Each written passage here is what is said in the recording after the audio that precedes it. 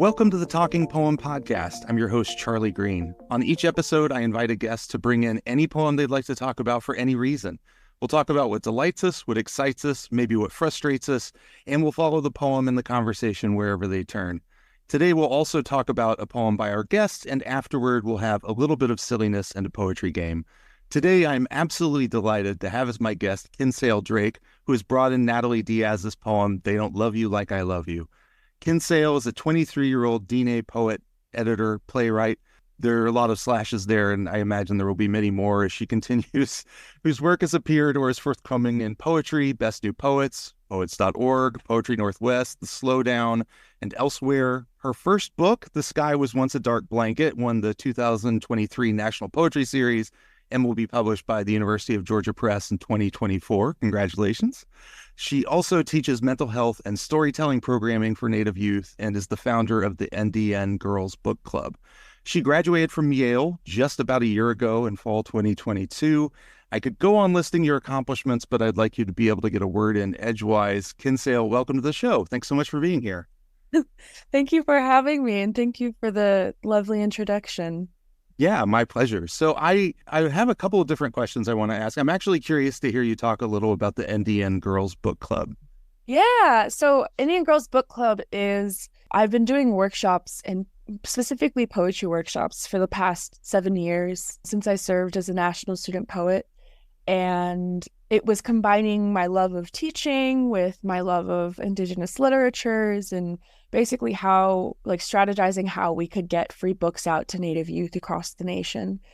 So we work with tribal libraries and Indigenous booksellers to financially support them. And then it started off just like very grassroots. I was quite literally mailing care packages from my parents' place. Oh, wow.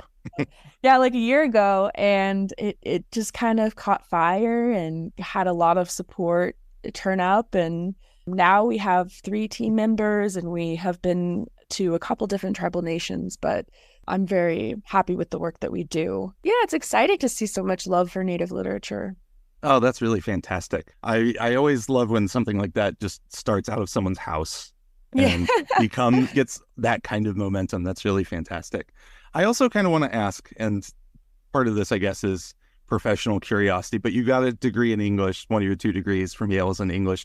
I'm just kind of curious what the study of poetry was like there for you.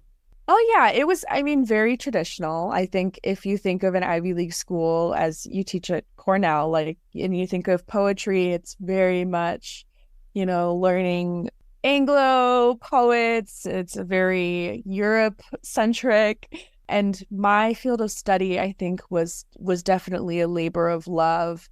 We didn't have any Native faculty in the English department. We actually I don't think we had any tenured professors of color in the English department at the time. So it was kind of funny because my dean I was just going to be an ethnic studies major. I thought about going to law school or majoring and studying Indigenous law and policy. And then my dean pulled me aside and showed me my transcript. I think this was junior year. And she was like, hey, you're almost done with the English major. You should just double major. And I was like, dang, even though I thought that I didn't have a place for myself in this scene at Yale, it was pretty obvious that it was something that I loved to do and talk about, even if I necessarily wasn't reflected in the coursework or the readings. And so I love poetry and I love books and I love writing essays about literature. So I think it kind of just happened naturally. I think that's a frustrating experience for a lot of students. It's not as stark as that, having, no non-white tenured faculty at Cornell. But I think what ends up happening is that there's this tendency for a lot of people, teach only what they have learned. And even with canons shifting since the 90s, and even a little earlier, there's just not a lot of effort to get started for a lot of people reading outside of basically an all-white or mostly white canon. I know it was certainly the case for me, and it's something I'm still trying to work on in my own teaching, is thinking about who am I teaching to and what am I teaching from. And part of the reason I wanted to have you on is because 1, I really, really like your poems, and 2, for the podcast as well, to branch out a little bit. I think there's So far, I'm very happy with how it's going, but it's a little wider than I want it to be, which is how I think of myself as well. Oh, So, well, let's go ahead and turn to the Natalie Diaz poem. Any preface you want to give before you read the poem? Natalie Diaz is one of my favorite poets. She's a Mojave poet, and she's enrolled in the Gila River tribe, I believe, and she is just amazing. She won the Pulitzer recently, just a phenomenal poet and a big influence for my book, especially. I think you can hear that in the piece that I wanted to share. So Natalie is a rock star, and that's all I really want to say. So if you're not familiar with her work, definitely pick up one of her books. I totally agree with that. I believe Anti-Colonial Love Poem is her or Post-Colonial Love Poem. Yeah, Post-Colonial Love Poem won the Pulitzer. Well, go ahead and take it away whenever you're ready. Sure. They Don't Love You Like I Love You by Natalie Diaz.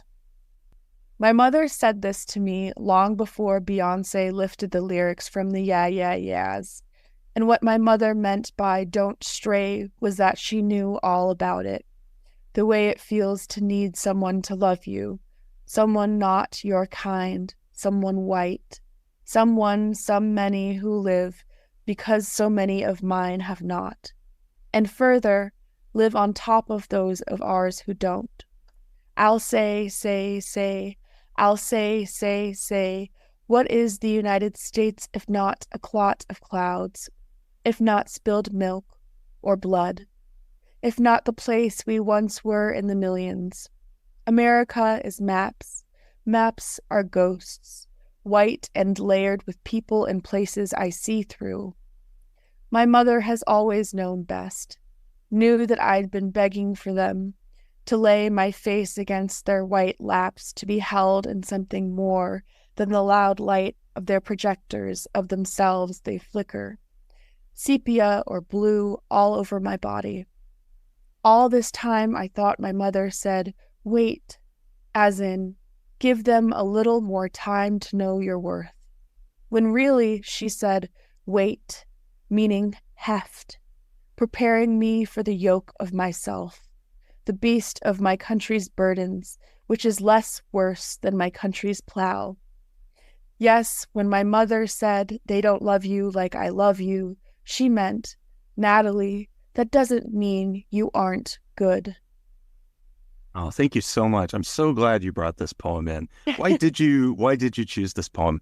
I adore this poem for a number of reasons. I think because my collection pulled a lot from music. This was a really great example. I think when I was learning how to lace in lyrics and find different meanings and also acknowledging different iterations of songs and how they mean different things to people through generations.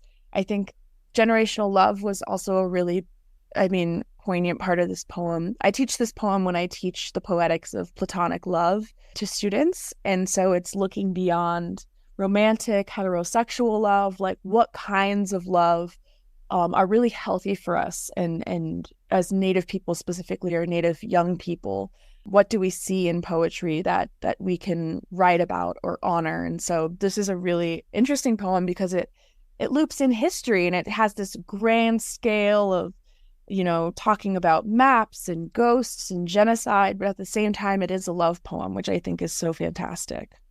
Oh, yeah, absolutely. Not only do I love that it gets the Yeah, Yeah, Yeahs song stuck in my head, but also the fact that it has that scale, that it moves from something very, very intimate like this platonic love. And I'm curious to hear more about the poetics of platonic love. Yeah. But also the fact that the individual experience and the sense of love is rooted in place and is rooted in all these horrible histories, and that self-image and desire kind of comes out of these histories. And so there is desire and the platonic love here, the idea of the way it feels to need someone to love you, someone not your kind. And I love the way those lines move, the way it feels to need. And I listened to a recording of her reading it last night, and she hits that the way it feels to need really hard. And it's this mix of that just interpersonal desire for platonic love, and then a desire that she's talking about, the desire to be loved by someone not your kind. I'm curious just to hear about a little bit about the poetics of platonic love. It may take us away from the poem a bit, but I want to know more about it. Yeah, it's a really fun workshop. I just did it at the University of Utah with some native students and faculty, but it's really cool to talk about love. It always seems like it's something so universal. It's so poetic. I mean, so many poems are about love, but in terms of indigenous poetics, there's a lot of love poems we have, and I think Natalie Diaz is a great example of this, her entire collection that extend to things beyond romantic or traditional conceptions of love. And so that could be, writing a poem to one partner who is of the opposite sex, and it just being romantic, and also, like, I think impacted by gender roles, of course, how you write about the person. And so with like this poem, for example, we see so many different forms of love. We talk about generational love as a form of non-romantic love. There's love between a person and the land. There's love between non-human beings and human beings. There's love between, our creators or those that we honor and our ancestors. We have ancestral love. There's things that are so important to us, just as important to us as romantic partnerships. And so it's kind of a recentering of those things when we write poems. And in a way, like my students usually say, it's like a cool way of decolonizing the love poem by recentering relationships that have always been important to us. So that's kind of the focus of the workshop. And we talk about Simon Ortiz usually. We talk about Natalie Diaz, and we have all these great examples of love. And then we challenge each other to write sort of like a letter to a thing, a place, a person that matters to us that is not necessarily a partner, a romantic partner. So that's basically how we do that workshop. But it's always really fun, and it's really cool to see how the poets realize like there is a place for those relationships in poetry, and there's ways of writing about them that demonstrate this intimacy beyond, traditional conceptions of love. That's really fantastic. And bringing it back to the poem, it's not just the complexities of those loves or the different kinds of loves, but that even within those loves, there's something complex. Yeah. As a mother-daughter relationship, I love the last sentence. She meant, Natalie, that doesn't mean you aren't good. That double negative ends up having that kind of, there's something, it's not cutting, but the negatives emphasize themselves a lot. And it's not a simple relationship, that kind of platonic mother-daughter love. And none of the rest of them are as well, preparing me for the yoke of myself, the beast of my country's burdens. And so there's this sense in which it's that love, and that there's a complicated dynamic even within each of those kinds of love. Yeah, there's a heavy love. And also at the end, it reminds me of, I want to say that poem is by Maggie Nelson, but the poem that goes, you don't have to crawl on your knees. I'm going to totally butcher it, but you might know which one I'm talking about. You don't have to be good is basically part of that poem.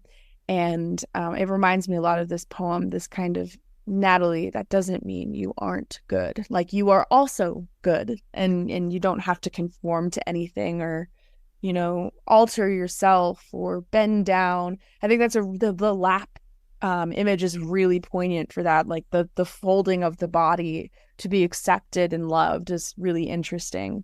And so I think it just has this lovely expansiveness towards the end, but also a really specific image of like a mother reassuring the daughter of this kind of, this is the right way to love you and yourself. And I don't know, I just love this poem. So I think a lot of it really speaks for itself, which I think is fantastic about Natalie's work. But it's like a beautiful, so expansive and gorgeous affirmation of, you are worthy of love that is not devastating to you.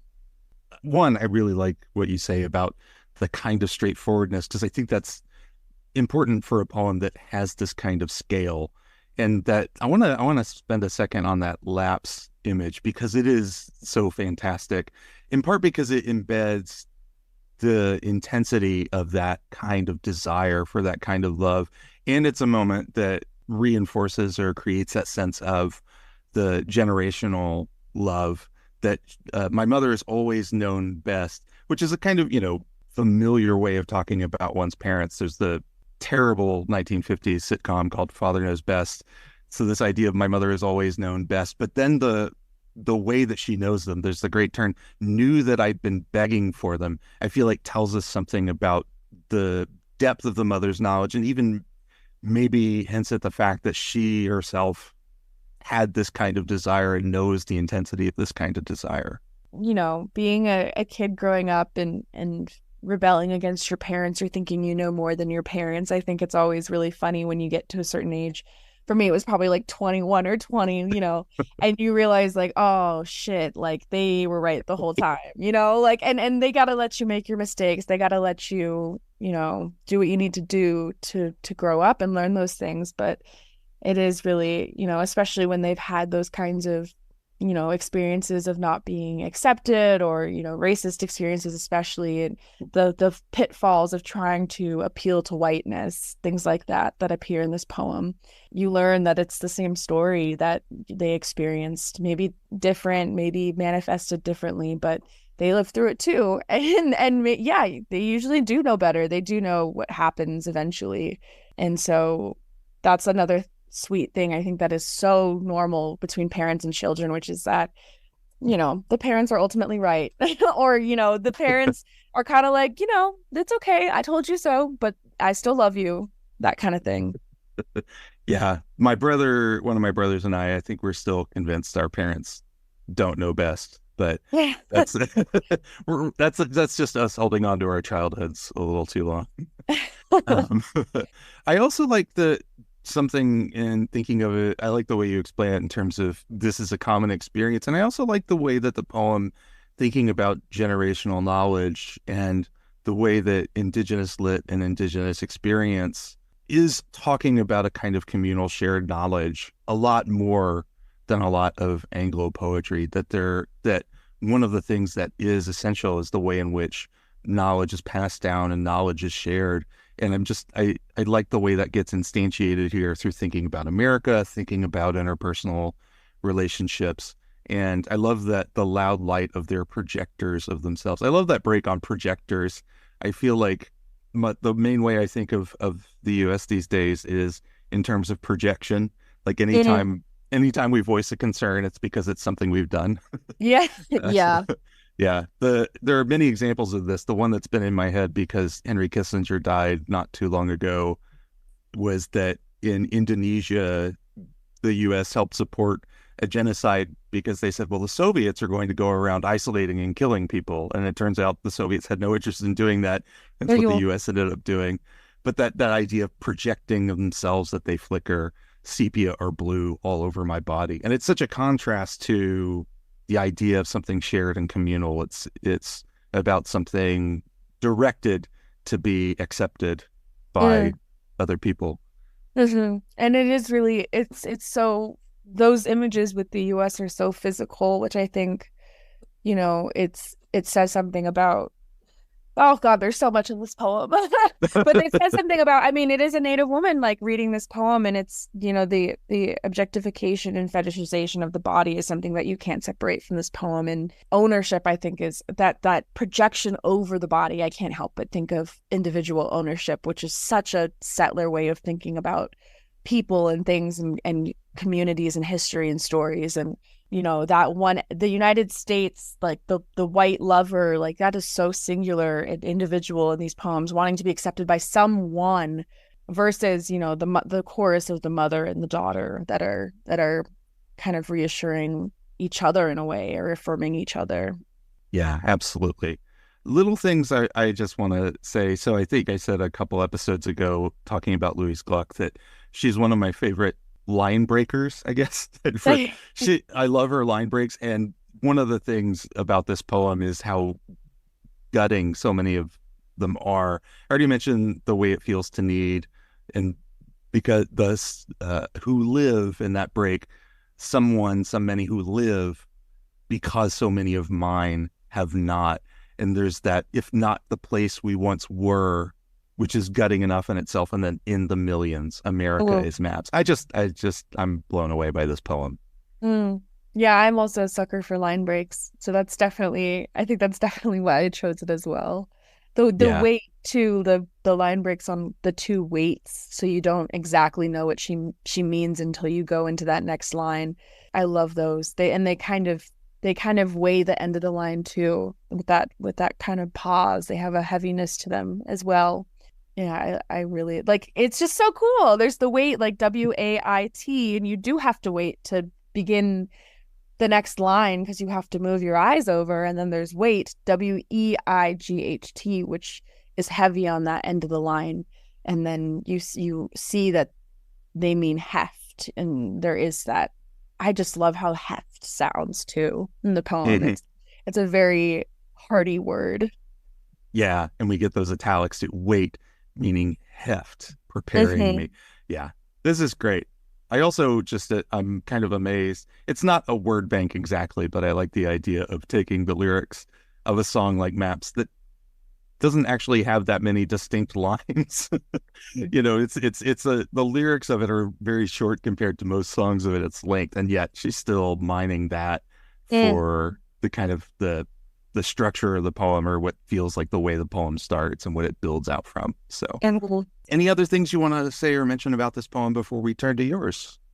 I think if you haven't read it, please read it and look at all the italics. And also, I think give a little credit to poets who are putting song lyrics in their poems and engaging with songs. I think it's interesting how that's sometimes discouraged. And I think, people like Natalie Diaz bring a really cool spin to something that I think some professors don't really like as much, to put it nicely. I don't think any of us were really encouraged to use song lyrics in our poems in college. So that's definitely something fun about this.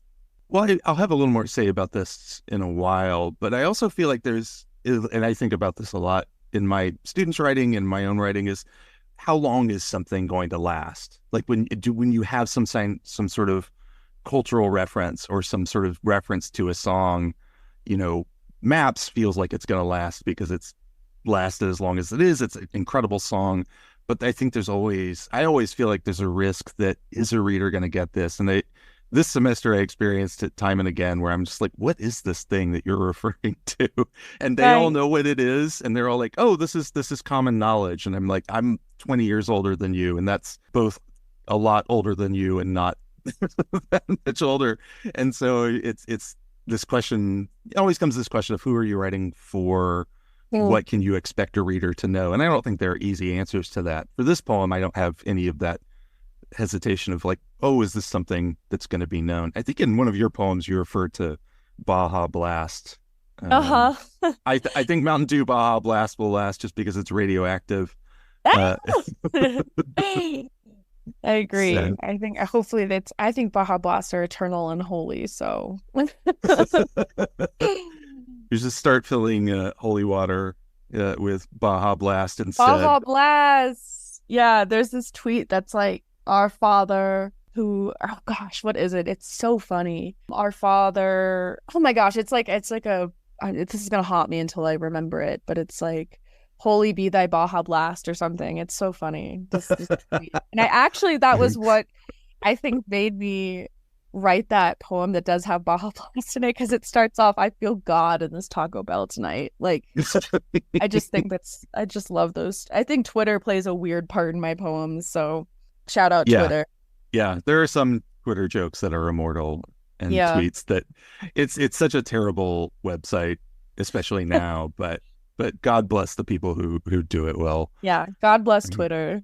All right. Just popping in to clarify something. The tweet that she was referring to is by Kyle Plant Emoji, and it is, "Our Father who art in heaven, Baja be thy blast." Just thought you should know. Let's turn to your poem, Relocation, and I'll ask you to read it whenever you're ready. Here. Relocation. Salt Lake City boasts white tabernacles, half-filled parks, a mineral highway, an archive so vast they fill mountainsides. One summer, we researched our family genealogy there, surrounded by giddy Mormons. Their screens flickered with famous relatives. Custer, Jackson, Theodore, Kit. Nothing came up on ours, so we went and got burgers at a place that sold no liquor. The burgers were okay, but we shared our shakes and secret smiles and imagined ourselves renegades in that room. Old West portrait, an Indian girl on the run with no records and no documents, her wind-whipped father clutching his sarsaparilla. We had infiltrated the saloon and city hall. I locked eyes in the burger joint with the confidence of a pistol whipper. The room stirred. It smelled of grass and gun smoke. I would not be moved again. Oh, thank you so much. I love this one too. Thank you. I mean, I'm curious. I have things to say about it in terms of the Diaz poem, but I'm just curious. You said that, she was such an influence on you, and I'm curious if at all there's any sense of her influence here. I mean, sometimes that's hard to tell with an individual poem, but I'm curious where you see it maybe now in retrospect, or even felt it at some point. Yeah, I think some of that beautiful imagination she has when talking about really heavy subjects like the speaker's brother's drug use, for example, and her first collection. I think it is her first collection, but if I'm mistaken, I'm sorry. But in When My Brother Was an Aztec, there's this whole through line of imagining the speaker's brother as an Aztec and sacrificing themselves, sacrificing his parents by hurting them and harming them through his own, drug use and violence and things like that. And I think that definitely was an influence on this Old West portrait. I have this imagining of something that both dips its toe into stereotype, but also expands beyond that. I think that was probably the most central image of this poem that she kind of captures in her first collection. And it's this kind of, I don't know, I think it's this kind of lush imagination that we do have when it comes to our pasts and our histories, that we can be so dynamic with how we describe them and how we bring them to life and reanimate them through poetry. Yeah, I think that is part of the core of the poem that I really love. And I'm glad you mentioned her first book. I'm going to link in the show notes to her poem, My Brother at 3 a.m., which gets at a lot of the same things we talked about with They Don't Love You Like I Love You, but through a very different kind of story, the story about her brother. And I like what you say about the way people imagine their past. And there's this irony to having these archives that fill mountainsides for a history that is so brief in a way. And of course I like their screens flickered, and the idea that these things are, I can't help but think of TV and movies, and that these kinds of links are fantastical in a way. I remember my mom has done a ton of genealogy research, and then my brother picked it up and discovered that we are somehow related to Thomas Jefferson. And for a split second, I was like, oh, that's interesting. And then I thought, well, I mean, it's just a complete accident, and there's nothing in my family that holds on to that in any way. And so this idea of the history making them giddy in this way, and then also the irony of a longer history that has been painted over. And that's one of the things I love about this poem as well, is that there is that sense of scale, that the names evoke certain things, and then the poem itself evokes both the idea of the Old West portrait and brings it into this present moment. There's a connection there that's richer than the connection, I feel like, for the giddy Mormons in a way. Yeah, I think the temporal kind of words there flickered. It's interesting seeing. Well, yeah, it's always interesting talking about my own poems, first of all, but being in that space, like literally, this was a literal experience I had going to the archives and being with my father, like laughing our asses off, being like, oh my God, like, of course we don't have any famous relatives. Like, why would people care about natives, And my dad is from, potato farmers from Ireland, of course. We know all of his family, like, and where they come from. There's no way that any of them are famous, but the feeling that by being related to these great, I mean, to put it very frankly, these great colonizers, because I put those names in there for a reason. Like, you have a kind of legitimacy to be there or to be proud of something, of a country, of a history. So it's interesting seeing what people who aren't like me or my family cling on to or hold up. I think it's really interesting. Like, it reminds me of like the daughters of the American Revolution and stuff, and like the people who trace their ancestry to like the people on the Mayflower and things like that. When you really think about it, it's like, well, what are you really celebrating? Like, that's kind of messed up. I don't know. Well, it's strange. I feel like a lot of times people don't really know what they're celebrating. What they're celebrating is, and the poem gets at this. It's an image that's been given to them, or that they're fantasizing about or imagining. And granted, I think we do that it's easy to do that with history. Right. And the way that history is taught in this country, in most places, people don't really know what that history is. And so there's something very, in a way, very sad about that kind of celebration, not just because it doesn't know the history or it erases the history of other people, but also because often that celebration is people don't know what they're leaving out. Ew. So I love the last line, "I would not be moved again."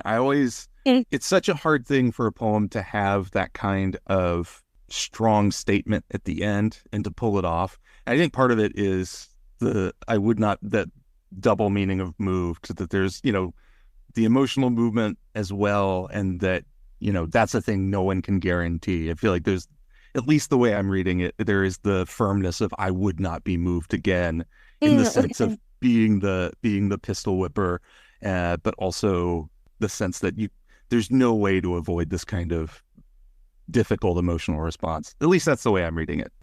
All right. Anything else you wanted to mention about the poem? I know it feels very weird to talk about one's own poems. So it is funny talking about your own poetry. I think, well, one influence on this poem was Layli Long Soldier. I think anytime I write about grass, I'm like basically calling Layli Long Soldier by name. I'm like evoking her poetic spirit. And it's that's what good poetry does. It's like impossible for me to write about grasses now and not think of Layli Long Soldier. So if you haven't read her collection as well, whereas you definitely should. And I think that kind of haunting and that whisper of grasses, the sound of it, the way that it gets kind of reanimated in poems and just the symbolism of that. I mean, grasses were something that were wiped out from, the prairies here, and it's something that are themselves a ghost. It sounds like a ghost. Grasses, that S sound. It's so haunting and so beautiful. So I don't know, if you don't have that kind of feeling like I do, freak mode, like thinking of Layli Long Soldier every time you think of grass, I think you should definitely read that collection, and it might add something to your reading. Yeah, I will have a link to it, and a link to, I think the poem is called 38. Yes. There's quite a few. Yeah, but that's especially the one, I think that's the one where there's that part of the poem where the poem swings out from the platform, and it's just it's just an incredible poem. So definitely read that. Thank you so much. Mm-hmm. Are you ready to turn to the silliness part of the show? Yes, I am. All right. Before we get to the game, today's episode has an ad, as always. It is brought to you by the Revised Rhyming Dictionary of Contemporary Slang, 22nd edition. Older poets, are you tired of sounding like a fuddy-duddy?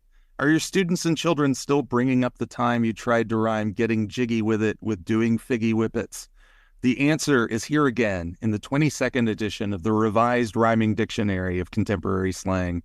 Since the first edition was published in 2017, it has helped poets over the age of 25 keep their poems sounding on fleek. No poet wants their work to be sus, so give your poems a glow-up. No cap. The Revised Rhyming Dictionary of Contemporary Slang will make your poems bussin' and give your reader all the feels. Your poems won't be mid, they'll help you have that riz. That's the Revised Rhyming Dictionary of Contemporary Slang, 22nd edition. And look out next month for the 23rd edition. All right, the ads are basically my my place to get off really dumb jokes. I was So like, wow, holy. I was like, there's no way that's real. That sounds like my dad after we taught him the word yossification. That's so funny. I was like, well, that's impressive if it is real. I would believe that, to be no, honest. yeah, I maybe I could probably make a little money with that. But the funny thing is, like, coming out of my mouth, it all sounds fake and I love how ridiculous. clinical it is. Yeah. Yeah.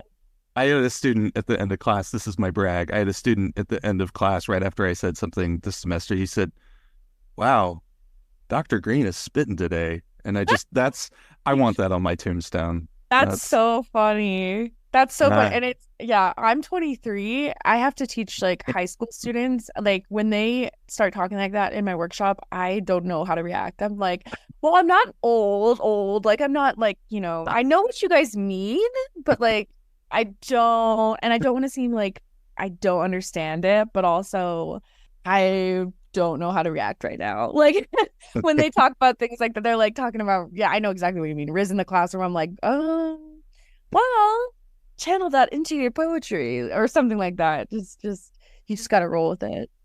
yeah. I learned of Riz through that headline that kind of went viral. Something like Baby Gronk, No, Riz is, it's something like Baby Gronk, Riz is Livvy. And it's just like, these aren't even words. no, that's not. So That's not. That's crazy. I remember that. I remember people. Well, actually, I remember people's reaction to that headline. I didn't actually even see the headline. It was just people, I think, getting mad about how it sounded, which I think is yeah, really funny. I'll link to that so people can, or to an article about that so people can take it in its glory. So today we're going to play a quick game that I am calling You Got a Reputation for Yourself Now. It's always important to know your namesakes. And so as far as Charlie Greens go, I'm outranked by a singer who appeared on Britain's Got Talent, a makeup artist, and a jazz trombonist who worked primarily in the 1920s. In fact, I get these emails from academia.edu asking me if I'm the author of songs he performed on. Oh my God. And yeah, I'm not even the best known Charles Green at Cornell. There's a guy who teaches in oceanography and people love his class. Dang. So my job here is to help you know your namesakes better. I'm going to give you a biographical detail or a poem or song title, and I want you to tell me if it's about or by Drake, Nick Drake, or Sir Francis Drake. Oh my Um, God. This is the best game ever. do you know who Nick Drake is? Yes, I do. Pink Moon, Okay. baby. Okay, good. You're 23. I didn't know. Uh, I'm wise beyond my years. all right. I'm taking a point off for you saying that. What? I All take it right. back. I take it back. All right. Kinsale Drake, are you ready to play You Got a Reputation for Yourself Now? Oh God. Yeah. I'm nervous. Okay. The first one is a title. Northern Sky. Is that Drake, Nick Drake, or Sir Francis Drake? I'm gonna say that is Nick Drake. Well done. That is Nick Drake. 1 for 1 so far. Let's go. Number 2, title. Disturb Us, Lord. Is that Drake, Nick Drake, or Sir Francis Drake? I'm gonna say Sir Francis Drake, but honestly, I wouldn't be surprised if that was Drake. That is Sir Francis Drake. That's actually why Yeah. I chose Northern Sky, because I thought, well, he's from Canada, maybe. No. But yeah, that's Sir Francis Drake, and the poem is attributed to him, so that's a little loose. He was not known for writing poetry. He was known, well, we'll get there in a minute. He was known for other things. Yes. Yeah. Number 3, title, Forever. Is that Drake, Nick Drake, or Sir Francis Drake? Bruh. I'm gonna say Drake. That is Drake. That is Drake. That's him and Lil Wayne Kanye. and Lil Kanye Wayne. Yeah. and someone else, maybe Chasey. I can't remember now. That's That was crazy. A lot of 10 years features on ago. that. Yeah. Yeah. All right. Number 4, and this is biography. His father is a drummer who played with Jerry Lee Lewis. Do you know who Jerry Lee Lewis is? I believe I do. Just as Oh my God. well, he's just as a refresher, he's most noted for the song Great Balls of Fire and for marrying his 13-year-old cousin. Oh my So, God. yeah. Well, is that Drake's dad? No. Oh, yes, that is Drake's dad. That is Drake's Thank you. dad. I was like, holy, if I get this wrong. I was hoping you would think, well, Jerry Lee Lewis, a little older, maybe Nick Drake, but no, that is No, Drake. no, I don't think, I mean, knowing Nick Drake's music, I'm like, I don't think. All right, number 5. You're 4 for 4 so far. And That's good. I like to win. Yes.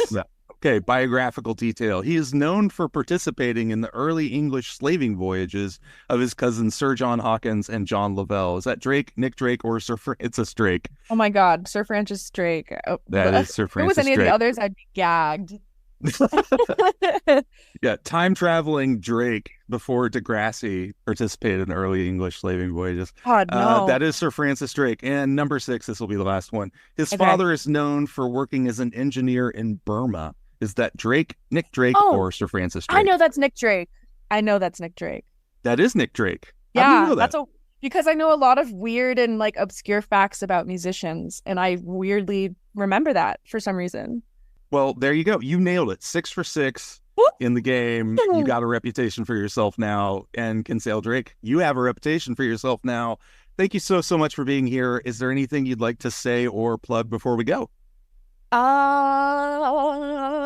I'd like to give a shout out to my cat who tried to walk on my computer like 20 times during this podcast episode. If you're a big fan of Siamese cats, she's the best. She has no tail, and her name is Ahsoka Malibu Barbie. Oh, that's great. That's great. Yeah. A little late scene setting for listeners. I'm recording in our basement because it's the only room our cats can't go into. Oh. Our Siamese is Lavender, and then we have a few others. So Siamese Lavender, best. Yeah, she's wonderful, except when she's waking me up at 3 a.m. So. Oh yeah, my girlie likes to eat my hair. It's a good wake up. Nice and long.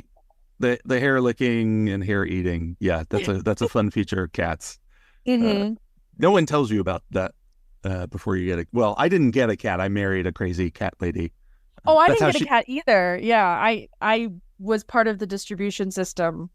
She just appeared on the res. No, I'm not even kidding. Like, she appeared no tail on the res. And I was like, well, I guess you're mine now.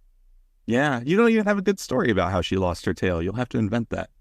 Yeah. So, as always, thanks for listening. If you enjoy the show, please leave a 5-star rating and a review. And as always, go have a great day. Read some poems, pet some dogs, and support striking workers wherever you find them. Bye.